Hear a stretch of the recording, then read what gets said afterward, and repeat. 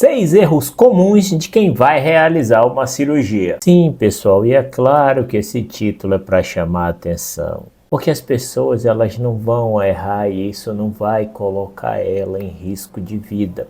Mas são coisas, são detalhes que vocês precisam saber para não ter problema de cancelamento, de atraso da cirurgia ou coisa parecida. Você cometeu esses erros, pelo menos um deles, isso sim pode colocar a sua vida em risco. Mas os demais não. O máximo que pode causar é um cancelamento ou um atraso de cirurgia. Fica aí que eu vou te explicar todos eles. Eu sou o Dr. Márcio Fernandes, cirurgião geral e cirurgião de cabeça e pescoço. E esse canal é destinado ao mundo da cirurgia, curiosidades e tudo mais.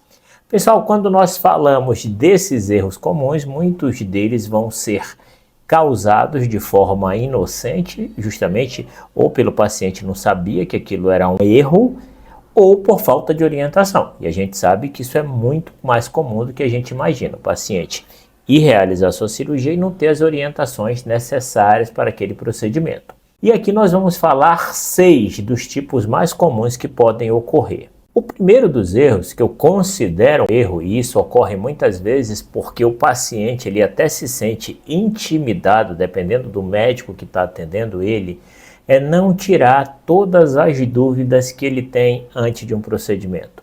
Pessoal, isso é importantíssimo. A pior coisa do mundo é você ir para um procedimento cirúrgico e pequenos detalhes ficarem soltos no ar, você querendo saber se vai acontecer isso, se vai acontecer aquilo, se vai ser feito isso, se vai ser feito aquilo, e você não saber disso, não ter a quem perguntar, ou pior, ter medo de perguntar, dependendo da relação que você tem com o seu médico.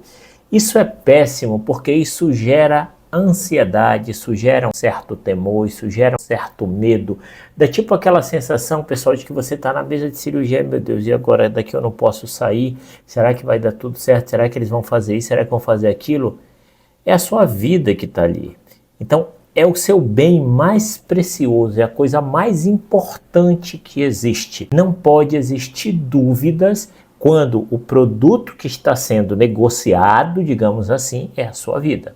Então você tem que saber de tudo, nos mínimos detalhes. Eu sei que tem médico que é pior do que cavalo, profissional de saúde que é pior do que cavalo, que não dá informação, que não sabe conversar. Mas infelizmente, pessoal, se você topar com uma dessas pessoas, procure outra, mesmo que seja difícil. Pessoal, é a hora que eu peço. Se esse conteúdo está sendo útil, considere a possibilidade de se inscrever no nosso canal. Completamente gratuito, isso não vai custar absolutamente nada para você. E você vai estar sempre informado sobre o mundo da medicina. Vamos voltar para o vídeo. O segundo dos erros, e esse já pode colocar a vida do paciente em risco, é não seguir o jejum. E aqui, pessoal, quando eu falo que pode colocar a vida do paciente em risco, eu não estou dizendo que o paciente fez de propósito. Tem paciente que até faz, mas também tem um paciente que ele não é orientado. E aí tem aquele paciente também que ele está de jejum e ele não entende porque que ele vai ficar de jejum. É aquele paciente mais teimoso e ele fala, esse jejum não tem nada a ver, eu vou comer e não vou falar nada. Eu quero ver se vão descobrir que eu comi. E é claro que a gente não vai descobrir que você comeu, a gente não vai olhar dentro do teu estômago, a gente não vai abrir tua boca e olhar, ó, tem comida aqui. Não, a gente depende da sua afirmação, né, de que se você comeu ou não, para a gente tomar uma atitude. Mas saibam que o jejum, ele não é porque o médico quer ver o paciente com fome, não é porque o médico quer ver o paciente desidratado, não é por causa disso. O jejum, ele deixa o estômago do paciente vazio. O estômago vazio, por que que o estômago fica vazio?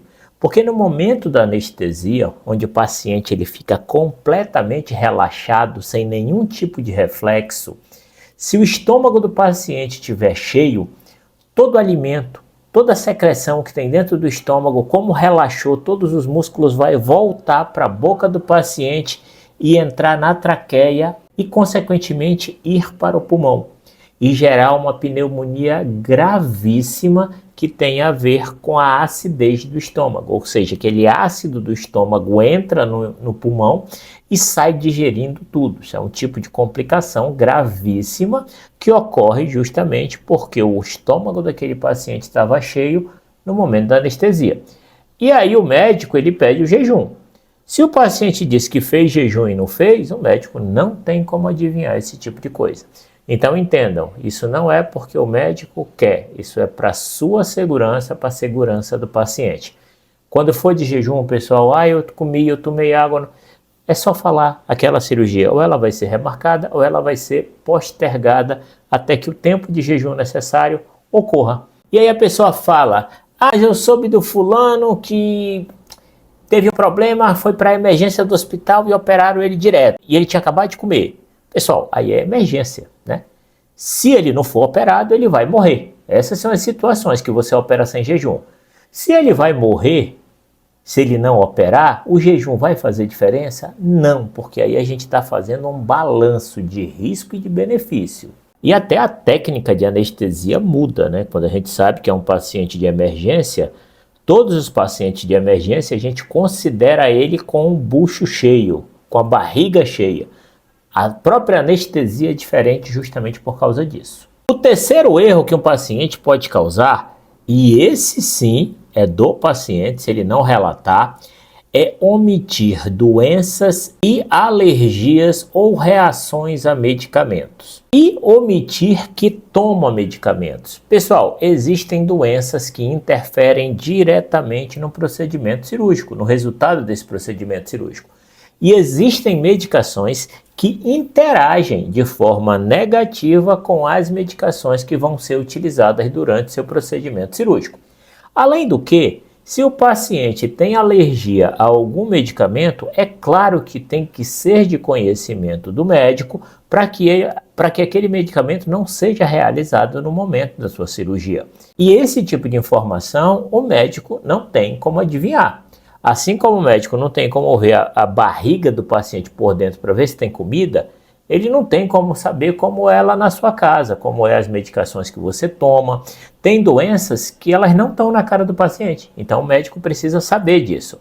Agora, o paciente ele é obrigado a chegar e falar tudo isso para o médico? Não, o médico é que tem que perguntar, o médico tem que incentivar o paciente a dar aquela resposta, porque muitas vezes o paciente está nervoso, ele naturalmente não vai responder isso. O quarto erro, pessoal, é achar que uma cirurgia é simples e que o pós-operatório é simples só por não ser uma cirurgia complexa.